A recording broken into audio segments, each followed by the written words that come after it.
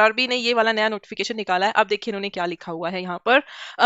So okay, thank you so much. So देखिए इसमें क्या लिखा हुआ है, recruitment for non technical popular category यानी कि एनटीपीसी आपका, right, is exactly as per rule. देखिए ये अपनी उसी बात पर अड़े हुए हैं। हम इसका अभी, ये वो लोग हो गए हैं अभी जिसकी लाठी उसकी भैंस बोलते हैं ना, ये वही काम कर रहे हैं। ओके, सो यहाँ पे देखिए क्या लिखा है इन्होंने, स्पेशली लिख दिया कि is exactly as per rules, यानी कि जैसा हमने नोटिफिकेशन में बोला था हमने एज इट इज वही किया है। तो बस इन्होंने अपनी सफाई दी है। यहाँ पे क्या लिखा हुआ है, नंबर ऑफ वैकेंसीज कितनी थी इनकी, 35,281 थी, है ना। नंबर ऑफ वैकेंसी इन्होंने लिखा हुआ, बस एक छोटा सा नोटिफिकेशन निकाला इन्होंने। यहाँ पे लिखा है जो ग्रेजुएट्स जो थे वो सभी वैकेंसीज के लिए एलिजिबल थे। ओके, 10+2 और ग्रेजुएट के लिए इन्होंने निकाला था। तो ये बोल रहे हैं कि जो ग्रेजुएट्स थे, ओके, जिन्होंने यूजी कर रखा था वो सबके लिए एलिजिबल थे, और 10+2 सिर्फ और सिर्फ 10,603 वैकेंसीज के लिए एलिजिबल थे। यहाँ पे लिखा हुआ है कि graduates have opted for both 10, मतलब फॉर 10+2 कैटेगरी ऑल्सो, यानी कि जो 12वीं पास थे उन्होंने तो सिर्फ 12वीं करेंगे, है ना, उसके लिए अप्लाई करेंगे। लेकिन जो ग्रेजुएट्स थे उन्होंने 12वीं जो पोस्ट थी, जो 12वीं लेवल की पोस्ट थी, उनके लिए भी अप्लाई किया और ग्रेजुएट लेवल वाली पोस्ट के लिए भी अप्लाई किया। नेक्स्ट पॉइंट जो इनका चौथा पॉइंट है, इनमें इन्होंने लिखा है कि हम किसी को भी नहीं रोक सकते कि एक से ज्यादा कैटेगरी के लिए वो ऑप्ट करे, क्योंकि हमने लिखा था कि जो जिसके लिए एलिजिबल है वो उसके लिए अप्लाई करे हमारे नोटिफिकेशन के अकॉर्डिंग। ओके, इन्होंने ये बोला कि लीगली हम किसी को भी नहीं रोक सकते हैं कि वो एक से ज्यादा कैटेगरी ऑफ पोस्ट के लिए अप्लाई करे।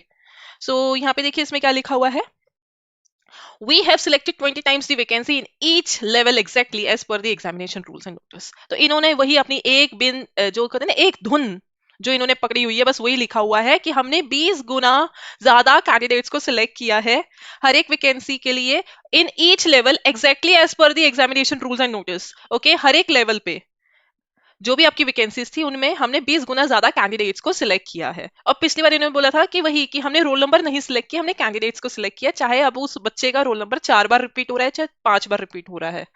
ओके, नेक्स्ट यहाँ पे क्या लिखा हुआ है, ओके, बिलो टेबल। तो देखिए इन्होंने पूरी अपने यहाँ पे सफाई दे रखी है कि यहाँ पे एग्जैक्टली जो वैकेंसीज थी, आपको पता है 2, 3, 4, 5, 6 कैटेगरी वाली हमारी जो लेवल वाली वैकेंसीज थी, इसमें इतनी वैकेंसी थी। जो आपका लेवल 2 वाली जो थी, 7 सीपीसी वाली जो थी आपकी सेंट्रल पे कमीशन वाली, जो आपकी सेकेंड लेवल की जितनी भी वैकेंसीज थी वो थी आपकी 5,663 रुपए, मतलब 5,663 आपकी वैकेंसीज थी यहाँ पे।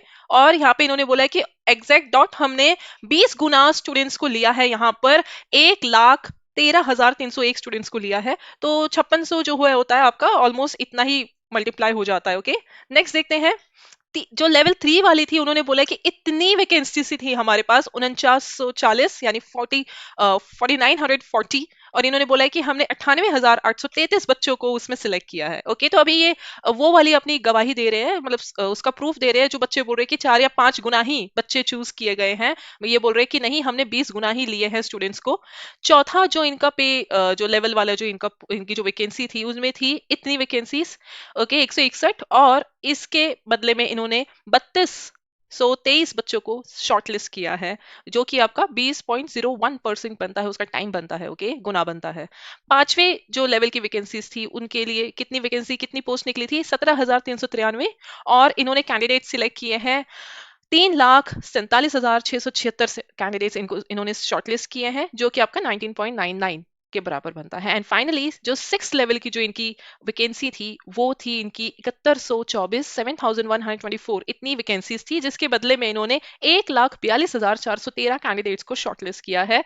और टोटल इनका जो टाइम्स बनता है वो बनता है 19.99। सो टोटल इन्होंने बताया है कि 35,281 हमारी यहाँ पे वैकेंसीज थी। सो हमने 7,05,446 बच्चों को सिलेक्ट किया है, जो कि टोटल हमारा 19.99% बनता है। तो इन्होंने ये आज 20 तारीख को ये वाला नोटिफिकेशन निकाला है। तो बस ये अपनी एक ही धुन पर बैठे हुए हैं कि भैया तुम लोग प्रोटेस्ट मत करो, तुम जो कर रहे हो गलत कर रहे हो।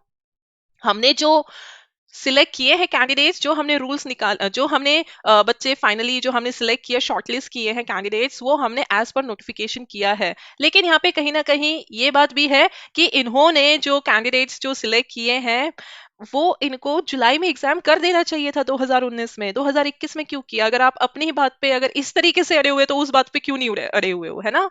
सो अभी इनका कुछ नहीं कर सकते हैं। मैंने आपको बोला है इनका अभी काम क्या हो गया है, जिसकी लाठी उसकी भैंस वाला इनका